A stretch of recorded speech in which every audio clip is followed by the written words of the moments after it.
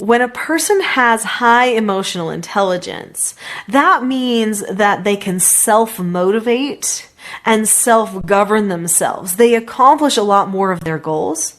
They oftentimes feel much more fulfilled and confident in their daily lives and communications with other people. They often feel understood and know how to understand other people and their emotions as well.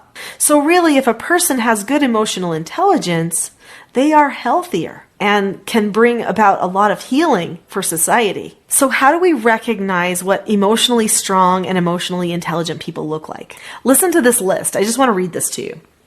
Emotionally strong and intelligent people are, and this is just a few of the things: assertive, patient, careful, sociable, driven, and enthusiastic, among others. I could keep going.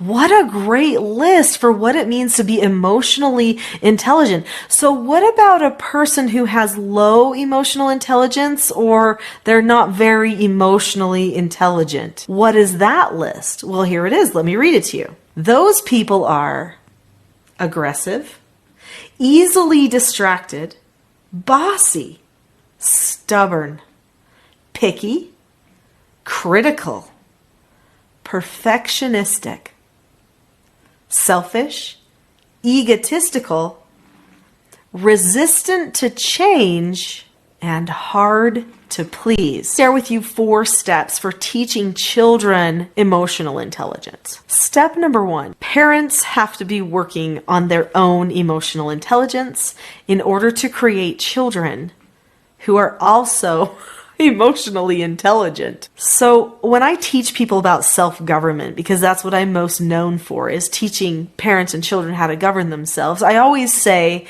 it's totally possible for your children of almost any age. I mean, maybe except 6 months old, but usually from about 18 months on, they can start learning self-government, and they're really great at it. And I say it's totally possible for them to learn this. It's even possible if they have processing difficulties or challenges in any way. And I know because I've taken so many of those youth into my home, and I have taught them how to govern themselves. And I've seen so many families do it now over the years. But then I always say, but there's a bit of bad news. Maybe it's the good news, but I always say it's the bad news. And the bad news is you can't teach your children to govern themselves unless you've also decided to govern yourself. Ouch. That means that the parent has to first decide to face their own beasts and make a plan for what to do with them. Because to self-govern means to analyze yourself, plan for the future, and then self-correct again and again and again. That's what it means. That's the process of self-government. And you use that process within the laws of cause and effect. So if your child is going to be emotionally intelligent, so if they're going to learn to be resilient, confident, adaptable, all these different things that we could list for a person who has emotional intelligence, guess who's going to have to be adaptable, motivated, resilient? You are. The parent is, of course. So that's number 1. The second step to teaching children emotional intelligence is to understand cause and effect with emotional unloading. I hope you know what emotional unloading is. So this is when you emotionally vomit on somebody else. There is a kind of a hypothesis out there that if somebody has something that tastes bad in their mouth, they have to spit it out. Or if somebody feels sick, then they throw up. So if somebody has a bad emotion inside, they need to throw it up and get it out. But that would mean they would have to throw it up on somebody else.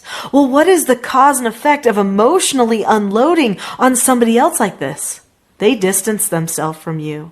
They don't trust you. They want to protect themselves from you. They feel manipulated. Maybe you're going for pity even, but they just can't keep giving pity to a person who's begging for pity. It just feels like they're being used. They're being taken advantage of. So we've got to remember to teach our children when we emotionally vomit on somebody else or emotionally unload on somebody else, they are going to probably have some feelings that could be considered negative consequences or the wrong effects, the ones we don't want them to have from our actions. So what we need to teach our children is when and where do we talk about our emotions? Because that's important, right?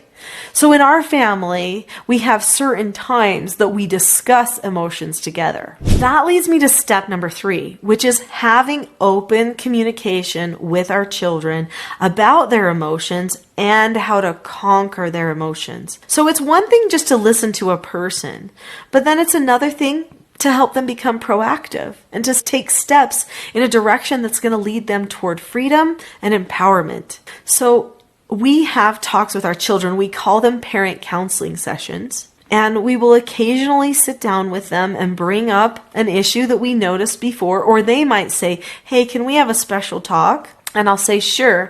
Now, during this talk time, nobody's going to be corrected. We're just going to talk and listen.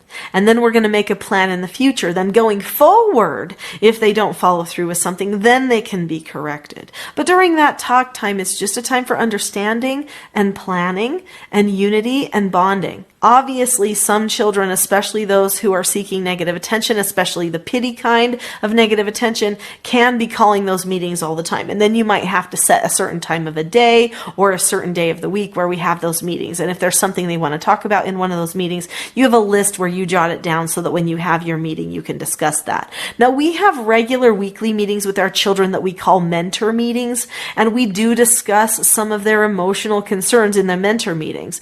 But we also have one-off meetings that we call parent counseling sessions where we talk more in depth about one specific issue that they feel they might need help with. And this could go into an issue related to their emotions. But the most important part for creating emotional intelligence is we help them make a plan for the future so that they don't feel like they're stuck in emotions. Step number 4 is to help children analyze themselves by teaching them skills that break down their actions so that they can actually see where to improve.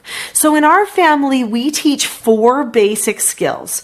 We teach our children how to follow instructions, accept no answers and criticism, accept consequences, and disagree appropriately. The skill sets to these 4 basic skills take care of almost every negative behavior that they might have. Well, these skill sets are, for instance, for following instruction, there's 5 steps. You look at the person, keep a calm face, voice, and body, say okay or ask to disagree appropriately, do the task immediately, and then check back. So if a person says, okay, I'll go and clean the kitchen sink, but they roll their eyes when they say it, then they're almost all the way following an instruction, but not quite. So they learn how to recognize, well, I looked at the person and I said, okay, and I went to go and do it, and I probably would have checked back, but that calm face thing really got me this time, and I didn't get the calm face. And how do they learn to analyze those things? By having a parent who's diligent in correcting them, in kindly, calmly correcting them. It doesn't have to be something that feels like a burden to the parent. If it does, then the child will feel like their training is something that is a burden to the parent. And that's not good for your roles and identity in the family or for your bonds. So the children need to be able to analyze themselves, which requires teaching ahead of time and then really consistent correcting. I know I told you that I was going to tell you 4 steps, but as I'm going along, I'm like, no, there's one more I want to share. And it's a bonus step. And this bonus step, so we'll call it step 5 of the 4 steps of helping children become emotionally intelligent, is describing.